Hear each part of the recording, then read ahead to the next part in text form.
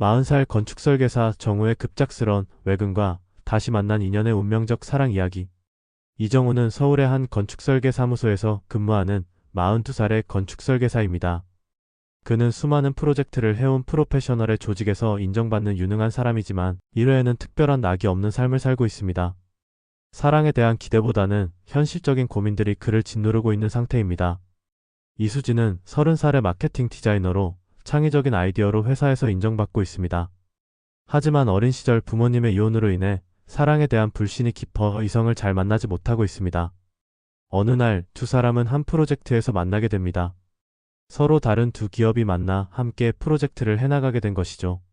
정우가 속한 팀이 그 일을 맡게 되었으며 자연스레 정우가 설계한 건물에 대한 마케팅 전략을 B사의 마케팅 팀의 수진이 담당하게 된 것이죠. 처음 뵙겠습니다.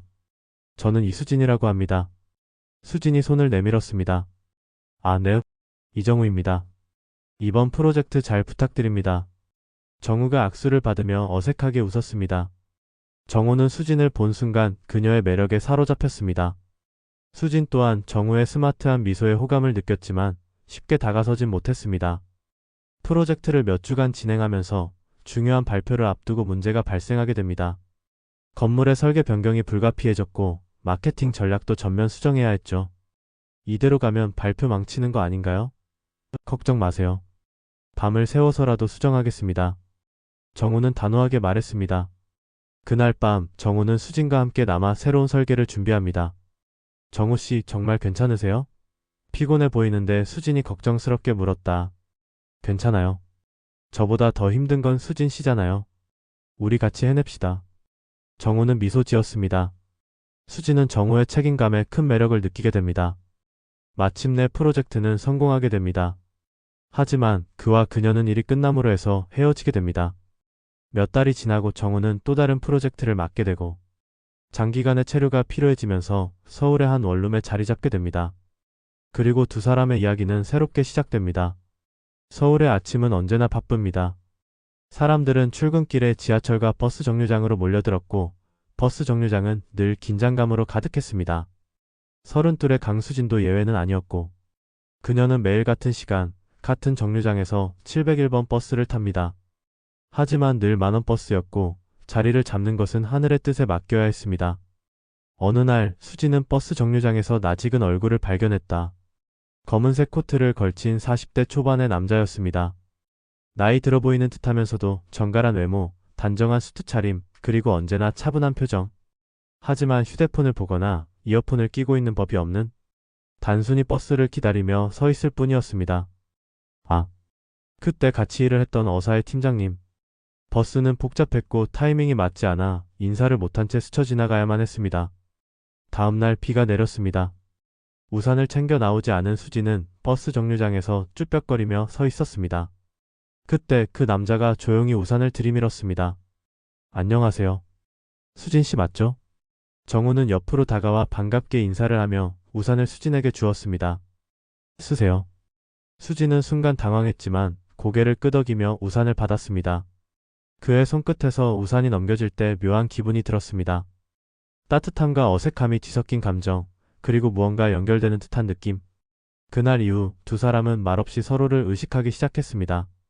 지난 프로젝트의 일도 있었지만 먼저 다가가서 이야기하기 쉽지 않았습니다. 어느 날은 이런 일도 있었습니다.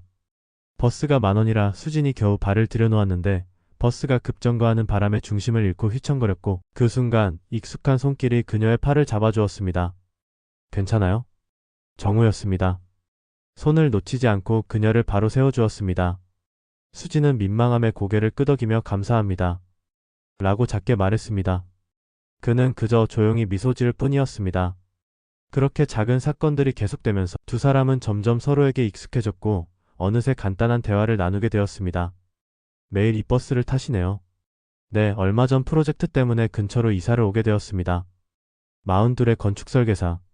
말수가 적고 차분한 성격이었지만 가끔씩 보이는 미소가 묘하게 따뜻했던 회사에서나 버스 정류장에서나 정우는 항상 안정되고 차분한 매력이 있었습니다.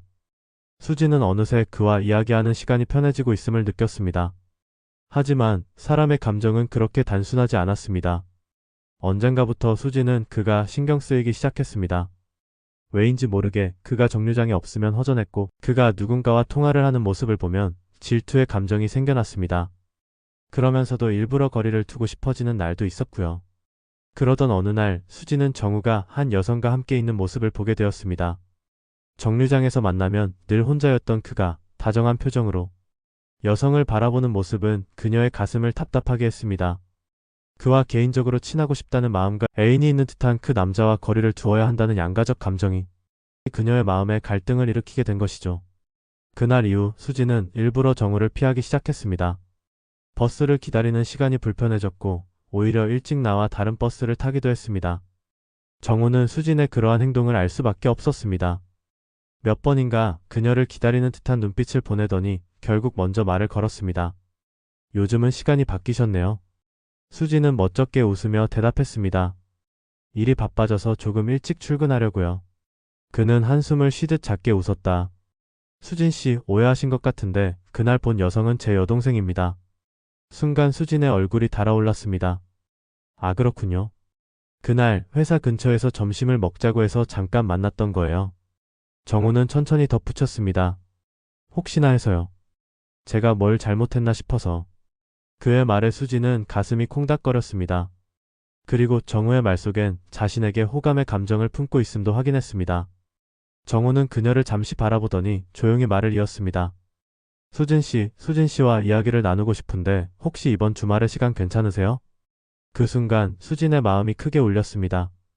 작은 인연이 모여 이제는 새로운 장으로 넘어가려 하고 있었습니다. 그녀는 큰 용기를 내어 말했습니다. 네, 좋아요. 그렇게 그들은 처음으로 버스 정류장이 아닌 장소에서 만나게 되었습니다. 새로운 시작을 알리는 작은 약속이 그렇게 시작되었습니다. 토요일 오후 수지는 약속 장소인 작은 카페 앞에서 정우를 기다리고 있었습니다. 평소와 달리 정장을 벗고 편안한 차림을 한 정우가 나타나자 수지는 어딘가 낯설지만 자연스러운 그의 모습에 미소를 지었습니다. 기다리셨어요? 정우가 먼저 물었습니다. 아니요, 방금 왔어요. 두 사람은 창가 자리로 안내받아 앉았습니다. 창가에 따뜻한 햇살이 비추고 있었고 이름 모를 도시새들이 날아와 우러댔습니다. 평소와 다르지 않은 주말이었건만 그날은 모든 것들이 아름답게 빛나고 있었습니다. 커피를 주문한 후 어색한 정적이 흘렀지만 곧 익숙한 대화가 이어졌습니다. 서로의 이야기뿐만 아니라 취미와 가족 그리고 어린 시절의 이야기까지 이어졌습니다. 수지는 정우가 하는 이야기가 듣기 좋았고 정우 역시 그녀의 반응과 이야기가 마치 음악처럼 들렸습니다. 정우는 건축을 공부하게 된 계기를 말하며 어린 시절 아버지가 목수였다는 이야기를 꺼냈습니다. 수지는 그런 그의 이야기에 흥미롭게 귀를 기울였습니다. 어릴 때부터 집 짓는 걸 지켜보셨겠네요. 네, 그래서인지 자연스럽게 건축을 좋아하게 됐어요. 프로젝트가 있을 때는 야근도 하지만 아침 루틴은 최대한 지키려고 해요. 수진 씨 예전 우리가 했던 프로젝트 참 좋았었는데 요즘은 또 어떤 프로젝트를 하세요? 저는 아직 홍보팀에서 계속 일하고 있어요. 프로젝트가 없을 땐 자사의 마케팅을 담당하는데 가끔씩 광고 기획도 하고요. 정우는 흥미롭게 고개를 끄덕였습니다. 역시 그때처럼 창의적인 일 하시네요. 사실 수진의 일처럼 건축도 비슷한 것이 있어요. 숫자와 규칙 속에서도 새로운 걸 만들어야 하니까. 수진도 자신의 직장 생활과 지나온 시절을 이야기했습니다. 그녀는 어릴 적부터 책과 그림을 좋아했고 결국 디자인을 공부하게 되었다고 말했습니다. 두 사람은 공통점이 많다는 것을 깨닫고 자연스럽게 웃음을 나누었습니다.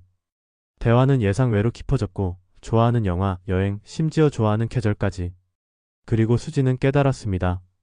자신이 이 사람과 대화하는 게 즐겁고 이 시간이 무척 행복하다는 사실을. 어느새 해는 기울어 노을이 졌으며 두 사람의 그림자를 함께 이어주었었습니다. 그 후로 둘은 종종 함께 커피를 마셨습니다. 그러던 어느 날 정우가 제안을 했습니다. 이번 주말에 건축 박람회가 있는데 혹시 관심 있으세요? 생각보다 재밌어요. 수지는 망설이다가 미소를 지었습니다. 좋아요. 그날 박람회장에서 정우는 어린아이처럼 건축 모형을 설명했고 수지는 그 모습이 재미있어 웃었습니다. 이런 모습 처음 보네요. 건축 이야기 나오면 좀 신나요. 정우가 머쓱하게 웃었다. 그날 이후 둘의 관계는 한 걸음 더 가까워졌습니다. 평범한 출근길이 자연스러워졌고 퇴근 후에 함께 걷는 짧은 산책도 특별해졌습니다. 어느 날 정우가 조심스럽게 말했다. 수진 씨, 이번 주말엔 제가 좋아하는 장소를 하나 보여드리고 싶은데 괜찮을까요? 어떤 곳이요? 옛 건축물이 남아있는 조용한 거리예요. 커피도 맛있는 곳이 있고요. 수지는 가볍게 웃으며 고개를 끄덕였다. 좋아요. 주말 오후 가을빛이 은은하게 스며든 거리에서 정우와 수진이 서로의 손을 잡고 천천히 걸었습니다. 오래된 벽돌 건물과 한옥이 어우러진 골목길은 서울의 번잡함과는 거리가 멀었습니다. 낡은 간판이 걸린 작은 책방과 빈티지 소품 가게들이 곳곳에 자리 잡고 있어 마치 시간이 천천히 흐르는 듯한 느낌을 주었습니다. 이런 곳이 있었네요. 수진이 주변을 둘러보며 말했습니다. 서울에 이렇게 조용하고 운치 있는 곳이 있는 줄 몰랐어요. 저도 건축을 공부하면서 알게 된 곳이에요. 정우가 따뜻한 미소를 지으며 말했습니다. 어릴 때부터 옛 건축물에 관심이 많았거든요. 이 거리엔 오래된 한옥과 서양식 건물이 공존하는 곳이 많아요. 시대의 흔적이 쌓인 공간들이죠. 수지는 잠시 걸음을 멈추고 정우를 바라보았습니다. 그의 눈빛은 어린 시절의 꿈을 떠올리는 듯한 빛을 띠고 있었습니다. 평소 무뚝뚝하게만 보였던 그가 이렇게 열정적으로 이야기를 하는 모습이 신선하게 느껴졌습니다. 그럼 정우 씨가 가장 좋아하는 건물은 어디예요? 정우는 살짝 고민하다가 손가락으로 골목 끝을 가리켰습니다. 저기 있는 작은 카페요. 원래는 1920년대에 지어진 개인 주택이었는데 지금은 카페로 바뀌었어요. 건물 구조나 창문 형태가 옛 모습 그대로 남아있죠. 둘은 카페로 향했습니다. 나무 문을 밀고 들어가자 따뜻한 조명과 함께 은은한 커피 향이 퍼졌습니다. 작은 공간에는 오래된 나무 테이블과 의자가 놓여 있었고 벽면에는 흑백 사진과 손때 묻은 책들이 진열되어 있었습니다. 와, 분위기 정말 좋네요. 수진이 감탄하며 말했습니다. 시간이 멈춘 것 같아요. 정우는 메뉴판을 보며 말했다. 여기 커피가 정말 맛있어요. 특히 드립 커피가 유명한데 어떤 걸 마시고 싶어요? 그럼 추천해주세요. 수진이 웃으며 말했습니다. 잠시 후 향긋한 커피 두 잔이 테이블 위에 놓였습니다. 수진은 조심스럽게 한 모금 마셨습니다. 어때요? 정우가 물었습니다. 정말 좋아요. 부드러우면서도 깊은 맛이 나요. 커피도 그렇고 오늘 이 거리도 그렇고. 수진은 창밖을 바라보며 말했습니다. 왠지 오랜만에 마음이 편안해지는 기분이에요. 정우는 수진을 바라보았습니다. 평소 일에 치여 지내던 자신도 모처럼 여유를 즐기고 있었습니다. 그리고 이 시간을 함께 나누고 있는 사람이 수진이라는 것이 기뻤습니다. 앞으로도 가끔 이런 곳에서 같이 시간을 보내면 좋겠어요. 정우가 조심스럽게 말했습니다. 수진은 그를 바라보며 미소 지었습니다. 좋아요. 정우 씨랑 함께라면. 그렇게 두 사람의 만남은 조금씩 그러나 확실하게 깊어지고 있었습니다. 하지만 둘 사이의 관계는 한 곱의 어려움이 기다리고 있었습니다. 그녀는 힘겨운 업무로 인해 병이 들었고 결국 쓰러져 병원에 입원하게 되었습니다. 정우는 퇴근 후 병원으로 향했습니다. 수진이 입원한 이후로 그의 하루는 병원에서 끝나고 있었습니다. 정우는 수수하지만 다부진 차림과 신중한 미소를 한 채 그녀가 있는 병원으로 향합니다. 그녀가 입원해 있는 병실 문을 조심스럽게 열자 창가에 기대어 앉아있는 수진의 모습이 보였습니다. 창밖을 바라보던 그녀는 정우를 보곤 희미하게 웃었다. 오늘도 왔네요. 수진 씨, 오늘은 집에 잠깐 들러서 이걸 가지고 왔어요. 정우는 침대 옆에 놓인 의자에 앉으며 가방에서 따뜻한 로즈베리 차를 꺼냈습니다. 병원 음식에 익숙하지 않을 그녀를 위해 직접 준비한 것이었습니다. 이것 좀 마셔요. 기분을 차분하고 좋게 해줘요. 수지는 미소를 지으며 컵을 받아들었습니다. 따뜻한 온기가 손끝을 타고 전해졌습니다. 정우 씨, 이렇게까지 안 와도 돼요. 바쁘잖아요. 바빠도 와야죠. 수진이 여기 있는데. 그녀는 한숨을 쉬었습니다. 왜 이렇게까지 하는 거예요? 전 정우 씨한테 짐이 될 수도 있어요. 정우는 그녀의 손을 잡았습니다. 짐이라니. 당연히 곁에 있어야죠. 수진의 눈가가 살짝 젖었다. 난 아직도 사랑이란 게 뭔지 잘 모르겠어요. 사랑한다고 하면 언젠가는 떠나가 버릴 것 같고 기대하면 더 아플 것 같아요. 정우는 그녀를 바라보았습니다. 그의 눈빛에는 확신이 가득했습니다. 사랑은 그런 게 아닙니다.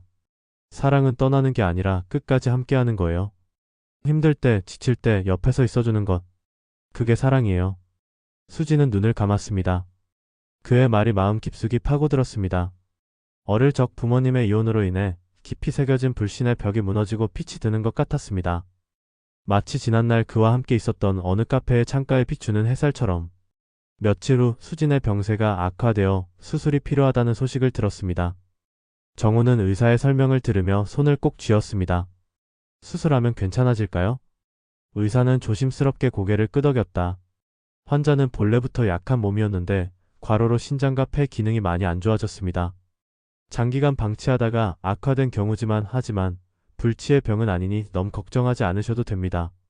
하지만 환자의 의지가 중요합니다. 정우는 병실로 돌아와 그녀의 곁에 앉았습니다. 수지는 눈을 감고 있었지만 정우의 인기척을 느끼고 천천히 눈을 떴습니다. 정우 씨 무서워요. 정우는 그녀의 손을 꼭 잡았습니다. 괜찮아요. 전 수진 씨 옆에 있을 거예요. 끝까지. 수술하고 나면 우리 하고 싶은 거 다 해요. 여행도 가고 맛있는 것도 먹고. 수지는 그를 바라보았습니다. 정말 그렇게 해요. 우리. 그는 웃으며 고개를 끄덕였습니다. 그럼요. 수진 씨가 회복될 때까지 기다릴 거고 끝까지 수진 씨를 지킬 거예요. 그러니까 힘내요. 수진의 눈가에 눈물이 고였습니다. 어릴 적부터 기대하면 실망할까봐 사랑을 믿지 않으려 했던 자신이 싫었습니다. 그런데 정우는 다르다는 걸 알았습니다. 그는 떠나지 않았습니다. 그가 다른 사람도 아닌 정우이기 때문이라는 것도. 수술 당일 정우는 그녀의 손을 꼭 잡고 말했습니다. 수진 약속해요. 잘 버티고 돌아오겠다고. 나 기다릴게요. 수진은 힘겹게 웃으며 대답했습니다. 응. 수술 잘 받을게요. 수술이 끝났고 하루가 지나 수진은 의식을 되찾았습니다. 가장 먼저 보인 건 정우의 얼굴이었습니다. 정우는 그녀의 손을 잡고 있었습니다. 수진 수술 잘 되었대요. 잘했어. 정말 잘했어요. 이제 우리 같이 살아가요. 수진은 미소 지으며 그의 손을 꼭 잡았습니다.